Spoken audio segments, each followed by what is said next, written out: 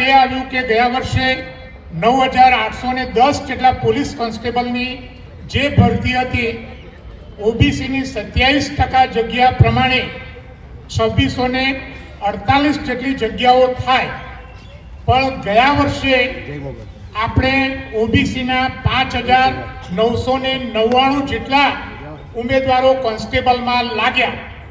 એનું કારણ એ હતું કે દોડના ગુણ એમાં હતા, મેથ્સ રિઝનિંગ નહોતું અને 40%, 48ની જગ્યાએ આપણા 5,999 જેટલા ઓબીસીના ઉમેદવારો લાગ્યા.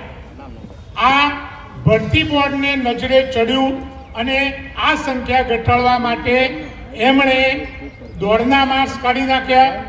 મેથ્સ રિઝનિંગ તમે જુઓ કે જીપીએસસીમાં 15%, પણ કોન્સ્ટેબલની પરીક્ષામાં 75% મેથ્સ રિઝનિંગ કરી દીધું.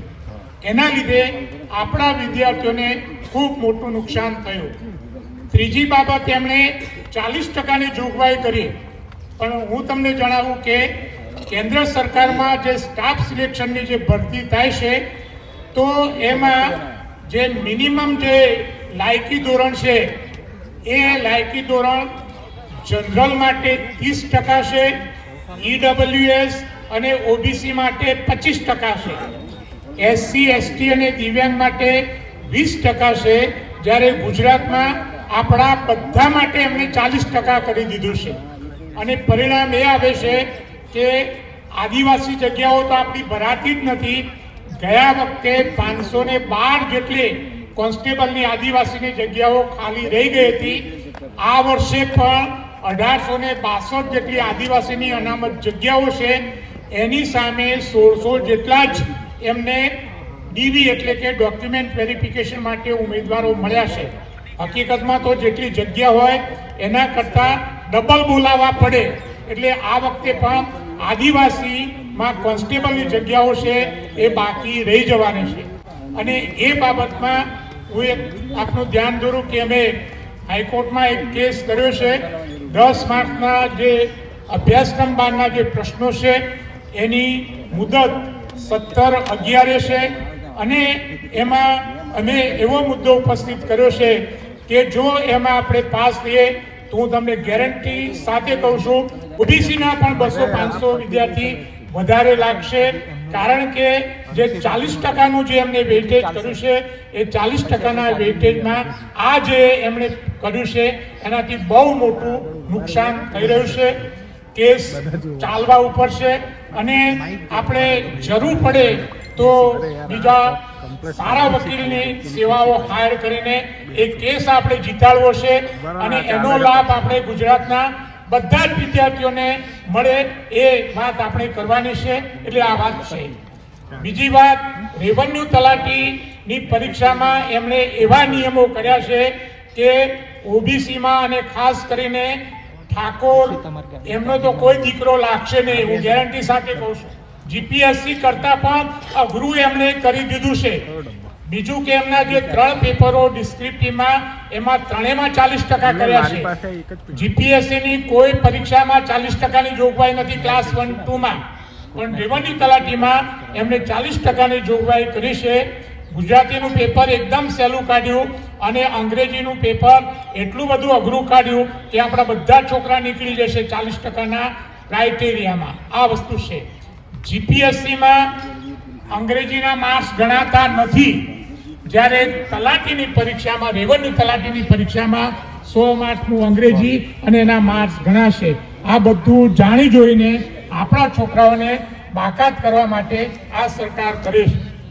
બીજી બાબત, હું અધિકારી કક્ષાની તમને વાત કરું તો ગુજરાત સરકારમાં અધિકારી 2 રીતે થવાય છે. એક સીધી ભરતી કે જેમાં 300 માર્ક્સની પરીક્ષા હોય અને 100 માર્ક્સનું ઇન્ટરવ્યુ હોય. 300 માર્ક્સની જે પરીક્ષા છે એમાં જે માર્ક્સ આવે એને 6 ભાગવાના અને 100 માર્ક્સના ઇન્ટરવ્યુ હોય એને 2 ભાગવાના, એટલે 50%. લગભગ 15,000 જેટલી ભરતીમાં 67% ભરતી આ રીતના સીધી ભરતી થઈ. અને તમને જાણીને આઘાત લાગશે કે આદિજાતિ વિકાસ અધિકારી, પછી બીજ અધિકારી, ઔદ્યોગિક સુરક્ષા અધિકારી, આ 3 પરીક્ષામાં 140 જેટલી ક્લાસ 2ની જગ્યાઓ હતી અને આ 110 જગ્યાઓમાંથી 40 ઓબીસીને અધિકારી બનતા અટકાવ્યા છે. આ તમને કહું, અધિકારી બનતા. હું તમને આંકડો આપું કે 400માંથી 229 માર્ક્સ લાવનાર, 400માંથી 229 માર્ક્સ લાવનાર જનરલનો ઉમેદવાર પાસ થાય છે. 400માંથી 229, જ્યારે ઓબીસીનો 262 માર્ક્સ લાવનાર મેવાણીભાઈ એ નપાસ થાય છે. આ એવી એમની ઇન્ટરવ્યુ પદ્ધતિ છે.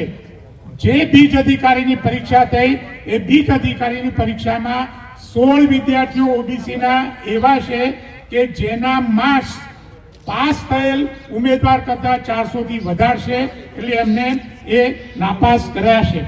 જે રેગ્યુલર ભરતી છે એનું પણ હું તમને 19/3/2025 રોજ ક્લાસ 1 નું જે રિઝલ્ટ આવ્યું એનું તમને લેખિત અને ઇન્ટરવ્યુના સરેરાશ માર્ક્સ કહી દઉં કે જનરલમાં 383 લેખિત માર્ક્સ નું સરેરાશ છે. ઇન્ટરવ્યુના માર્ક્સ 66 આપ્યા સરેરાશ. ઈડબ્લ્યુએસ ના 387 લેખિતના માર્ક્સ, તેમને ઇન્ટરવ્યુમાં સરેરાશ 75 માર્ક્સ આપ્યા. ઓબીસી નું સૌથી વધારે લેખિતમાં મેરિટ 404, પણ ઇન્ટરવ્યુમાં કેટલા માર્ક્સ આપ્યા એમને સરેરાશ 59 માર્ક્સ ટકા. 404 વાળાને 59 અને 387 વાળાને 75%. જે એસસી છે એના 399 સરેરાશ માર્ક્સ છે, એમને ઇન્ટરવ્યુમાં 58 માર્ક્સ આપ્યા. એના લીધે ખૂબ મોટું એવું નુકસાન થઈ રહ્યું છે. આપણે આ બધું જ હટાવવાનું છે. રોજે રોજ એની વિગતો હું સોશિયલ મીડિયામાં મૂકું છું. હસમુખ પટેલની વિરુદ્ધમાં આપણે કેસ કર્યા છે અને એના બધા જ ગોટાળા આપણે એને બહાર પાડીએ છીએ. એટલે આપણે બધા સાથે મળીને કામ કરીએ. તમારી બધી જ શક્તિ સંપમાં છે અને તમારી બધી જ કમજોરી કુસંપમાં છે. એટલે આ બાબત આપણે ધ્યાનમાં રાખીએ. આપણે બધા એક કરવાની વાત કરી રહ્યા છીએ ત્યારે નોખા કરવા માટેના કારસ્તાનો પણ થઈ રહ્યા છે. ઓબીસીને વર્ગીકરણના બહાને વેરવિખેર કરવા માટેનું જે થઈ રહ્યું છે એનો ખરેખર આપણે વિરોધ કરવો જોઈએ. તમારે વર્ગીકરણ કરવું હોય તો ઓબીસીની એના ભાગની જગ્યાઓ આપી અને પછી કરો એવો નિર્ણય લેવાયો હતો. તામિલનાડુમાં 50% ઓબીસીની બેઠકમાંથી ત્યાં વર્ગીકરણ છે. એટલે આ બધું જે થઈ રહ્યું છે એને આપણે અટકાવીશું. અને અહીંયા બોલાવી મને જે બોલવાની તક આપી એ બદલ આપનો આભાર માની મારી વાતને વિરામ આપું છું.